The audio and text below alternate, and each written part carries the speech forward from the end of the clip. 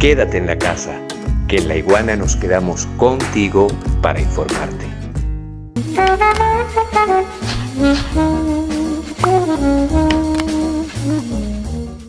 Hoy tenemos un programa por lo demás interesante porque estamos ya en el tercer día posterior al indulto que Nicolás Maduro diera a 110 políticos presos.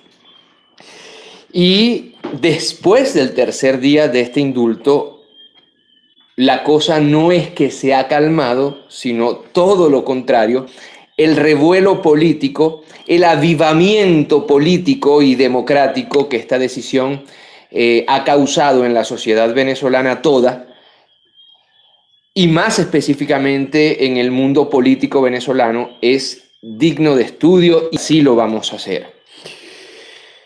Yo quiero comenzar con varias teorías, esta primera parte del programa. Una primera intuición es la siguiente. Mientras nosotros estábamos haciendo el programa ayer, prácticamente en contemporáneo, Enrique Capriles Radonsky, y así comenzamos el programa de ayer, estaba anunciando que iría, que apoyaría, que auparía a todo aquel venezolano que quiera participar en las elecciones del venidero mes de diciembre. Señoras y señores, si Guaidó se decía presidente ficticio, claro está, de Venezuela, entonces Capriles Radonsky ayer le dio un golpe de Estado. Voy más allá. Si Guaidó se decía presidente virtual, digital, presidente del Internet, así lo llamó, por cierto, Capriles. Si Guaidó es el presidente del Internet, el presidente virtual, Capriles le dio un golpe de Estado virtual, un golpe de Estado vía Internet. Capriles Radonsky salió a decirle a Guaidó todas las verdades que una gran parte de la oposición no se atrevía a decirle a Guaidó, y nos vamos a detener en esto, claro está. Capriles ayer dio un golpe de Estado a quien se dice presidente de todos los venezolanos y las venezolanas, el señor Juan Guaidó. ¿Y por qué se da esto? Y aquí viene el meollo de mi análisis, la capital de mi análisis. Señoras y señores, porque yo soy del parecer, yo pienso que lo que está pasando en Venezuela no es nada más, no es nada menos que una nacionalización de la oposición. Sí, escucharon bien. La teoría que yo avanzo esta noche es que así como hubo un proceso, por ejemplo, de nacionalización petrolera que le quitó a las empresas estadounidenses e inglesas el monopolio sobre el petróleo venezolano y sus ganancias, así también el proceso que se está dando en estos momentos en Venezuela, la diatriba política, diría yo, si me permiten la expresión, el parto democrático que se está dando en Venezuela en estos momentos en el sector opositor no es otra cosa que una nacionalización de la oposición venezolana.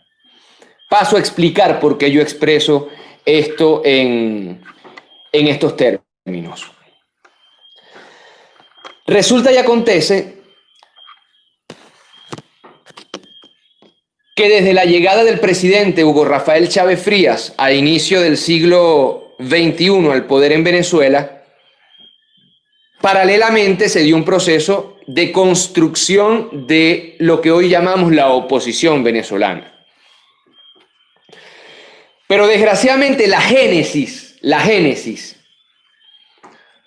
de este nacimiento de lo que hoy conocemos como oposición, que sería oposición a Chávez, oposición al chavismo, ahora oposición a Maduro, nace con una vocación entreguista,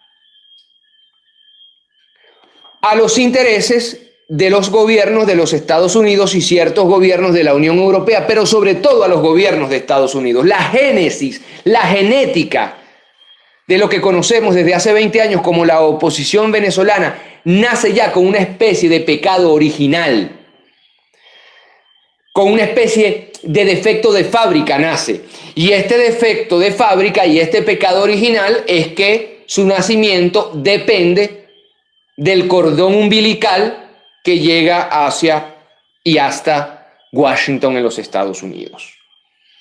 La oposición venezolana nunca cortó ese cordón umbilical y por ende todas las decisiones que ha venido tomando la oposición venezolana en los últimos 20 años son decisiones teleguiadas, cual control remoto desde Washington.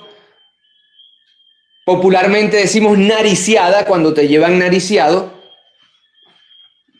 por los Estados Unidos. ¿El resultado cuál ha sido? Que durante 20 años la oposición sigue siendo oposición, es decir, su fin último, que es llegar al poder, no se ha cumplido. El fin lógico de toda oposición es ser el menor tiempo posible oposición. Si una oposición se eterniza, permítanme la expresión, en su identidad y en su estatus de ser oposición, entonces se trata de una oposición que fracasó. El fracaso de la oposición venezolana nace precisamente de este pecado original, de este defecto de fábrica, que es su dependencia absoluta o cuasi absoluta de los designios de los gobiernos de Washington, de los gobiernos de los Estados Unidos.